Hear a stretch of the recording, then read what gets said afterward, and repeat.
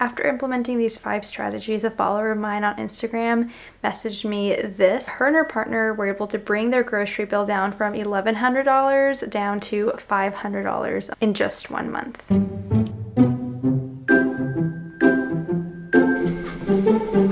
If this couple invests their savings of $600 a month into the stock market over the span of 35 years, that can amass to about $1 million. This is exactly why I'm excited to share these 5 strategies for saving the most amount of money at the grocery store. The very first strategy that I want to share is to simply set a budget. I don't want to insult your intelligence with the simplicity of this step, but I do want to mention it because most people that are watching videos like this or that aren't spending as much money on groceries don't have a budget. They simply do not have a target amount of money that they want to spend a month. So before we even get into the rest of the strategies, I want to challenge you to take a look at your statements for last month and see how much you spent on groceries.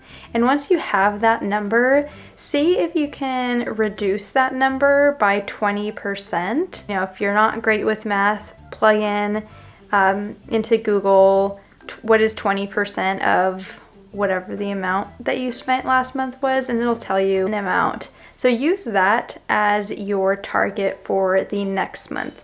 And you're gonna wanna continue to do this every month until you're down to a number that is pretty comfortable. You don't feel like you're being stretched and you feel like you are being properly nourished. This is low-hanging fruit, but don't skip this. People always ask me on Instagram what they could do in their personal situation, and I will usually ask them if they have a budget, aka a target number for the amount they want to spend on groceries, and the answer is usually no. So please start here. You can even end the video and come back in a month after you've done that. The second strategy is to space your hauls apart.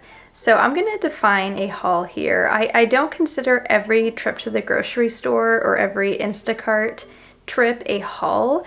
What I mean by a haul is like your bigger trips or your bigger baskets of groceries. So for us, that means we're shopping for dairy, we're shopping for produce, we're shopping for protein, snacks, and beverages. We have about 2 to 3 hauls a month.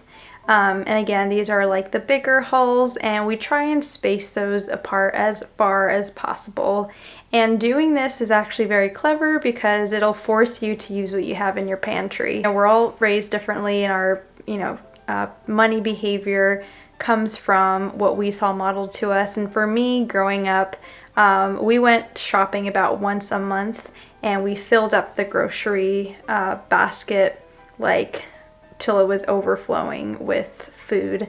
So when I started grocery shopping as an adult, I thought that every trip to the grocery store meant that, you know, it had to be abundant. My approach now is a lot different. I'll not only shop for hauls, but then if I do find myself needing something in between hauls, I will make like one-off trips. And again, that's either through Instacart or my fiance or I, if we're out and about, we'll grab enough ingredients to make one meal, or, you know, sometimes that might be like coffee creamer or these like kind of one-off things that are missing in the pantry. So if you're low on something, it doesn't necessarily mean that you need to get something for all the parts of your pantry. It just means that you need that one item. This was particularly helpful for me, so I know someone watching will really benefit from this as well. The third strategy is not to shop at the same place. Where you shop has one of the biggest impacts on your grocery bill, so you might want to reconsider where you're shopping for different parts of your pantry. We shop at about 3 to 4 places depending on what we're getting. So before, I used to just shop at like 1 or 2 places for everything, and, you know, saw that translate to a high grocery bill. Now, whenever we shop for hauls, we'll shop at places like Grocery Outlet, which is like a bargain market. There's other places similar to this like Aldi. This will have a huge impact on your grocery bill, and because everything is kind of priced down, you don't really have to think too much about the individual items. Just by virtue of shopping there, will bring a huge savings. Just to give you an idea of our routine, we'll shop our hauls at grocery outlet. So we'll buy things like produce, protein, dairy, and frozen food there. And then we'll shop Trader Joe's for snacks. We also go to some Asian markets where we'll buy seafood, some sauces, some noodles, and overall just like Asian food. We also shop at Costco for more bulk items. So we shop Costco for our coffee. We shop Costco for rice and things like chicken as well. They have really affordable chicken by the pound. So whenever we're there, we'll stock up on that. And then we also shop our one-off trips, usually are to Target or Lucky, and that's to get like the creamer or the, you know, ingredients for like a meal or two for the week. I've also heard a lot of people say that going to a butcher is a great place for meat. We get most of our meat through grocery outlet, and that ends up being fine for us. But yeah, if you are a big meat eater, then I would recommend going to a butcher for that. And some people even will go to like Mexican markets. If you live in California, there's a lot of them here, or consider just comparison shopping there for meat prices. The fourth strategy is to have an 80 to 90% ingredient only household.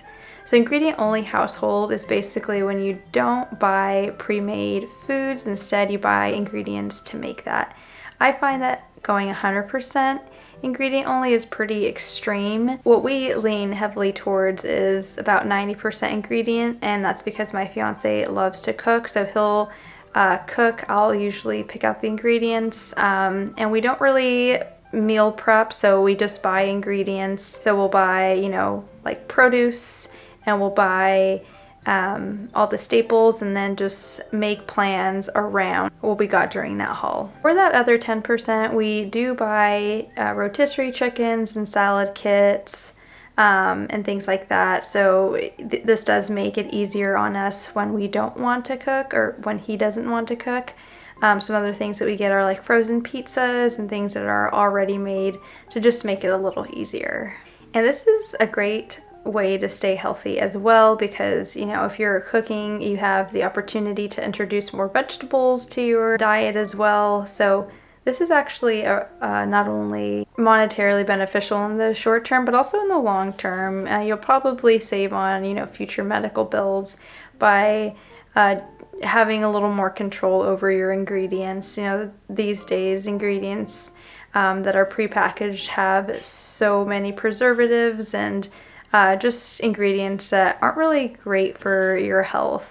And the fifth strategy is to buy your staples and your protein in bulk and or on sale. Costco is great for this. You can buy like 50-pound bags of rice. You can buy chicken that's like $2.99 a pound. If I see that shrimp is on sale at any of the stores that I'm shopping at during my Instacart hauls or one-off trips, I will put it in my cart. Even if we don't make it that month, I'll put it in my freezer, and I won't really, you know, think about it too much. It ends up, you know, working out just fine. So yeah, once a quarter is when I go to Costco to do all of my like bulk purchasing. This brings us to the point of just being cognizant of buying things per ounce. Sometimes cheese is cheaper if you buy the bigger bag. So take the time to see what that cost difference would be. I love these 5 strategies. They don't make me feel like I'm restricted at all, and to be honest, it doesn't really feel like I'm putting much thought into how much we're spending on groceries, because I feel like these are kind of more bigger picture strategies that sort of set up an environment where things just are naturally cheaper. Hopefully these will help you as well, especially if you're not really interested in kind of going the coupon clipping, penny pinching route. We do use Instacart for most of our groceries, and we still come out with a surprisingly low monthly total. If you like this video, consider subscribing, and I'll share everything I know about spending money, saving money, and investing money. See you next week.